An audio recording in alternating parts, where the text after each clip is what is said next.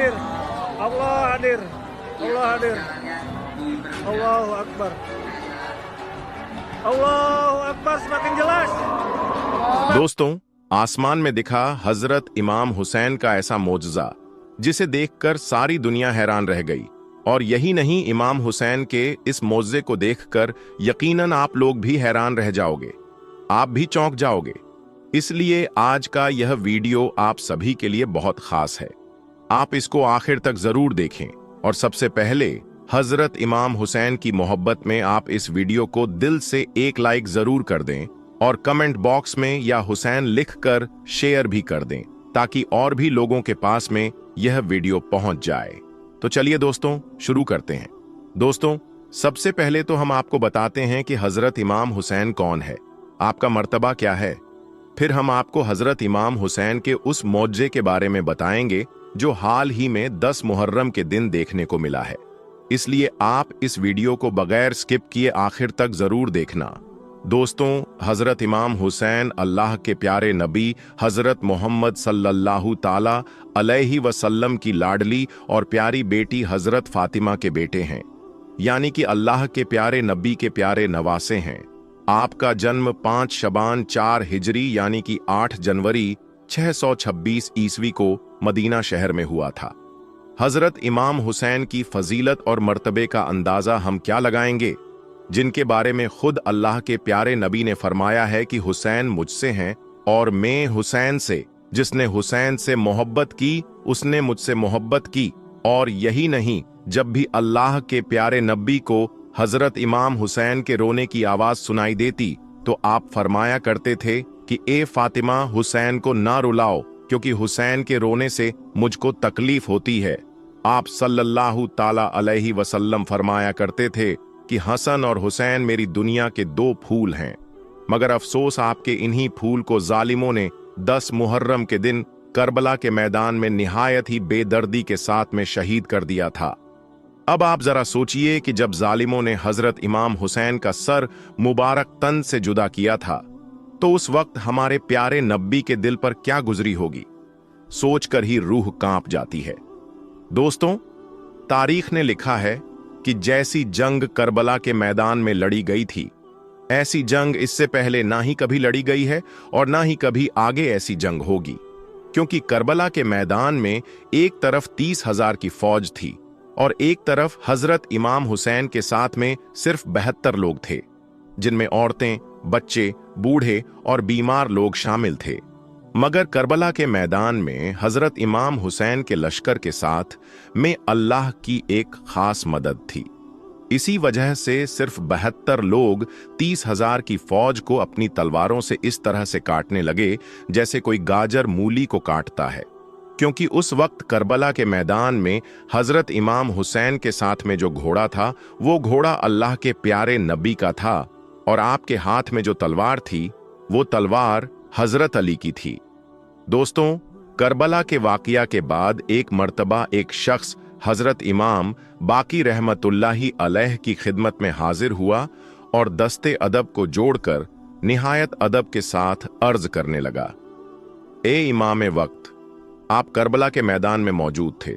हमने सुना है कि जब हजरत इमाम हुसैन घोड़े की जीन से जमीन पर आए तो झुल्लजना आपका तवाफ कर रहा था और जोर जोर से कुछ कह रहा था, ए रसूल अल्लाह सल्लल्लाहु ताला अलैहि वसल्लम के नवासे, आप हमें बताएं कि उस वक्त वो घोड़ा हजरत इमाम हुसैन से क्या कह रहा था। बस इतना सुनना था। हजरत इमाम बाकी रहमतुल्लाह अलैह जारो कतार रोने लगे और फरमाने लगे, इस शख्स, जब हजरत इमाम हुसैन घोड़े की जीन से इस जमीन पर आए तो फिर वो घोड़ा आपका तवाफ करने लगा ताकि दुश्मनों का कोई भी तीर, कोई भी नेजा आपके जिस्म पर न लगे। दुश्मनों की तरफ से आने वाली हर तीर को झुलझना अपने जिस्म पर झेलने लगा। उस वक्त झुलझना के जिस्म पर कोई भी ऐसी जगह नहीं बची थी जहां पर तीर ना लगा हो। उस वक्त झुलझना जोर जोर से चिल्लाकर यजीद की फौज से कह रहा था कि लानत हो तुम जैसे लोगों पर जो अपने ही रसूल के नवासे का कत्ल करते हो। फिर उस शख्स ने पूछा, ए नवासाए रसूल, क्या उस वक्त वो घोड़ा और भी कुछ कह रहा था? इतना सुनते ही हजरत इमाम बाकी रहमतुल्लाही अलैह चीख चीख कर रोने लगे और फरमाने लगे, ए शख्स, उस वक्त वो घोड़ा कह रहा था कि ए मेरे आका हुसैन, बस एक मर्तबा आप मेरी पुश्त पर सवार हो जाए, मैं आपको इतना दूर लेकर जाऊंगा कि किसी भी जालिम की कोई भी तीर आपको छू भी ना सकेगी। यह सुनकर मेरे दादा हुसैन ने फरमाया, ए झुलझना, जाओ, तुम खयाम में चले जाओ और जाकर मेरी बहनों और बेटियों को बताओ कि आपका इमाम हुसैन अपने नाना रसूल अल्लाह के पास में पहुंच गया है। बस इतना सुनते ही वो घोड़ा खेमों की तरफ बढ़ा और जाकर बीवियों के खेमों के बाहर जोर जोर की आवाजें निकालने लगा। बीवियों ने यह सोचा कि शायद हमारे मौला हुसैन आ गए हैं, लेकिन जैसे ही उन्होंने बाहर आकर देखा कि सवारी तो है लेकिन उसके ऊपर सवार नहीं है और इमाम हुसैन का घोड़ा तीरों और नेजों के जख्मों से चूर है, तो वह रोने लगी। इतने में बीबी सकीना दौड़ते हुए झुलझना के करीब आई और कहने लगी, ए मेरे बाबा के घोड़े, मुझे यह बता कि जब मेरे बाबा मैदान में जा रहे थे तो उस वक्त वह प्यासे थे। मेरे बाबा ने पानी पिया या फिर उन लोगों ने उन्हें प्यासा ही शहीद कर दिया। तो यह सुनकर झुलझना जोर जोर से हिनहिनाने लगा। यह देखकर बीवियों ने मातम करना शुरू कर दिया और या हुसैन की सदाएं बुलंद होने लगीं। फिर बीवी सकीना फरमाती है, ए मेरे बाबा के घोड़े, तुम्हारी यह लटकी हुई जीन बताती है, तुम्हारी यह कटे हुए भांगे बताती है कि मेरे बाबा घोड़े से उतरे नहीं थे, बल्कि वो घोड़े से गिर गए थे। दोस्तों, फिर उस शख्स ने पूछा, ए नवासाए रसूल, फिर उस झुलझना का क्या हुआ और कहां गया? तो यह सुनकर हजरत इमाम बाकी रहमतुल्लाही अलैह ने फरमाया, फिर यजीदियों का वो पूरा लश्कर उस झुलझना को हासिल करना चाहता था, क्योंकि वो घोड़ा रसूल अल्लाह के एक घोड़ों में से एक बेहतरीन घोड़ा था।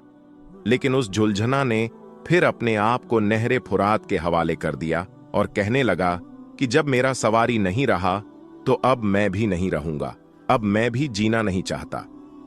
अल्लाहू अकबर। अब आपको हजरत इमाम हुसैन के घोड़े के उस मोजज़े के बारे में बताते हैं जो हाल ही में देखने को मिला है। दोस्तों, आपको मालूम है कि यह दुनिया अल्लाह के अनेकों मोजिज़ात से भरी पड़ी है, लेकिन इस दुनिया में कोई भी इंसान उस वक्त तक यकीन नहीं करता है जब तक कि वो अल्लाह के इन मोजिज़ात को अपनी आंखों से ना देख लेता हो, क्योंकि आपको मालूम है कि किसी भी बात पर यकीन करने के लिए सबूत की जरूरत होती है। कभी कभी इस दुनिया में ऐसी जगहों पर अल्लाह के मोजिज़ात देखने को मिलते हैं जहां पर लोग अल्लाह की कुदरत पर यकीन नहीं करते हैं, यानी कि अल्लाह की जात पर भरोसा नहीं करते हैं। लेकिन याद रखें, अल्लाह वाहिद है, उसका कोई शरीक नहीं है। अल्लाह जो चाहे कर सकता है। अल्लाह अपने मोजिज़ात के जरिए से दुनिया वालों को कहता है, ए लोगों, हमने आसमान को बगैर सतूनों के खड़ा किया है, हमने सूरज और चांद के वक्त मुकर्रर किए हैं, हमने रास्तों की पहचान के लिए सितारों को बना दिए हैं ताकि लोग अपने रास्तों की निशानदेही कर सकें। अब किसी को अगर अपने आप पर मान हो तो वह हमारी सल्तनत से बाहर निकलकर दिखाए। अल्लाह के इन्हीं मोजिज़ात को अगर कोई हिंदू देखता है, यानी कि गैर मुसलमान जब अल्लाह के इन करिश्मों को देखता है तो उनका भी दिल इस बात को मानने के लिए मजबूर हो जाता है। उनका दिल भी इस बात की गवाही देता है कि ऊपर कोई तो है जो इस पूरे निजाम को चला रहा है। वो इस कदर ताकतवर है कि दुनिया की हर चीज उसके सामने बोनी है। अब हम आपको अल्लाह की कुदरत का एक ऐसा ही मोजिजा बताने वाले हैं, एक ऐसा ही अल्लाह की कुदरत का करिश्मा आपको दिखाने वाले हैं जिसको देखकर कई हिंदुओं ने कलमा पढ़ लिया और वह सब के सब मुसलमान हो गए। दोस्तों, भारत के शहर हैदराबाद के करीब ही एक ऐसा गांव है जिसमें 70% लोग हिंदू रहते हैं और 30% लोग मुसलमान रहते हैं। अभी 2 दिन पहले आपको मालूम है कि 10 मुहर्रम का दिन था। इस दिन जगह जगह पर हजरत इमाम हुसैन की याद में मातमी जुलूस निकाली जा रही थी और हर तरफ से या हुसैन की आवाज सुनाई दे रही थी। इसी वजह से इस गांव में भी जो मुसलमान लोग थे वह हजरत इमाम हुसैन की याद में मातमी जुलूस निकाल रहे थे और या हुसैन की सदाएं बुलंद कर रहे थे, और इधर गांव के कुछ हिंदू लोग अपने खेतों में पानी लगा रहे थे। शाम का वक्त हो चुका था। इतने में एक शख्स की नजर आसमान की तरफ गई। उस वक्त उसने आसमान में जो कुछ देखा उसे देखकर उस शख्स के होश गुम हो गए। वो आदमी जोर जोर से दूसरे लोगों को आवाज देकर पुकारने लगा। उस आदमी की चीखों पुकार पर आसपास के जो दूसरे लोग थे वह सब लोग भागकर उधर आ गए। फिर सब लोगों की नजर आसमान पर टिक गई। उन लोगों ने देखा कि आसमान में एक घोड़ा तेज गति से दौड़ता हुआ आगे की तरफ जा रहा है, और यही नहीं, उस घोड़े पर बैठा हुआ कोई शख्स भी उन्हें नजर आ रहा है। ऐसा लग रहा था जैसे कि कोई घोड़ा है और घोड़े पर कोई सवार है और वह घोड़ा तेज रफ्तार से दौड़ रहा है। यह देखकर तमाम लोगों की चीखें निकल गईं। अब एक तरफ उनके कानों में या हुसैन की सदाएं सुन रही थीं और दूसरी तरफ उन्हें आसमान में अल्लाह का यह मोजिजा दिख रहा था। यह देखकर फिर वह तमाम लोग गांव की तरफ भागे और जुलूस में जाकर मुसलमानों से इस मोजजे के बारे में बताने लगे। यह सुनकर फिर उन लोगों ने बताया कि आज 10 मुहर्रम का दिन है। आज ही के दिन करबला के मैदान में हजरत इमाम हुसैन को शहीद किया गया था। इसलिए जब भी 10 मुहर्रम का दिन आता है तो हमारे इमाम हुसैन का कोई ना कोई मौजज़ा इस दुनिया में देखने को जरूर मिलता है। आज आपने भी आसमान में जो मौजज़ा देखा है वो यकीनन हजरत इमाम हुसैन का ही मौजज़ा है। इतना सुनना था कि वो तमाम के तमाम लोग सजदे में गिर पड़े और या हुसैन की सदाएं बुलंद करने लगे। दोस्तों, सच में यह हजरत इमाम हुसैन रदी अल्लाह ताला अन्हु की एक जिंदा करामात ही है कि जब भी मुहर्रम की 10 तारीख आती है तो इस दुनिया में आपका कोई ना कोई मौजज़ा जरूर देखने को मिलता है, तो लोगों को हैरान करने का बायस बनता है। याद रखें, हजरत इमाम हुसैन रदी अल्लाह ताला अन्हु की कुर्बानियों की वजह से ही आज हमारा दीन इस्लाम आज तक कायम है। अगर हजरत इमाम हुसैन अपने नाना का दीन बचाने के लिए अपना सब कुछ कुर्बान ना करते तो इस दुनिया में आज इस्लाम का नाम लेने वाला कोई भी ना होता। यही वजह है कि इस्लाम में हजरत इमाम हुसैन का मर्तबा बहुत ही ज्यादा बुलंद और बहुत ही ज्यादा आला है। दोस्तों, 61 हिजरी 10 मुहर्रम के दिन हजरत इमाम हुसैन रजी अल्लाह ताला अन्हु का सर मुबारक करबला के मैदान में जब सजदे की हालत में काटा गया तो अचानक से अंधेरा छा गया। पूरे करबला के मैदान में एक सन्नाटा सूरज को ग्रहण लग गया। आसमान सुर्ख हो गया। बैतुल मुकद्दस की जमीन से खून उबलने लगा। खानाए काबा हिलने लगा था। रसूल अल्लाह सल्लल्लाहु अलैहि वसल्लम की कब्र मुबारक सुर्ख हो गई थी। ये देखकर यजीद की फौज भी कांपने लगी थी। आज की इस वीडियो में हम आपको हजरत इमाम हुसैन रजी अल्लाह ताला अन्हु का एक ऐसी जिंदा करामत के बारे में बताने वाले हैं, आपको एक ऐसे मुबारक पत्थर के बारे में बताने वाले हैं जिनके ऊपर हजरत इमाम हुसैन का कटा हुआ सर मुबारक रखा गया था, और उस पत्थर से हर साल 10 मुहर्रम के दिन खून बहने लगता है, और ये पत्थर 10 मुहर्रम के दिन पूरा खून से सुर्ख हो जाता है। हजरत इमाम हुसैन रज़ियल्लाहु ताला अन्हु का ये एक ऐसी जिंदा करामत है जिसको देखकर आज भी लोग हैरान और परेशान हो रहे हैं। इस वीडियो में हम आपको इस पत्थर की पूरी जानकारी देने वाले हैं, इसलिए आप इसको आखिर तक जरूर देखें। और हजरत इमाम हुसैन रज़ियल्लाहु ताला अन्हु से अगर आपको सच्ची मोहब्बत है तो कमेंट बॉक्स में या हुसैन लिखकर अपने दोस्तों में जरूर शेयर करें ताकि और भी लोगों तक ये वीडियो पहुंच जाए। तो चलिए दोस्तों, शुरू करते हैं आज की वीडियो।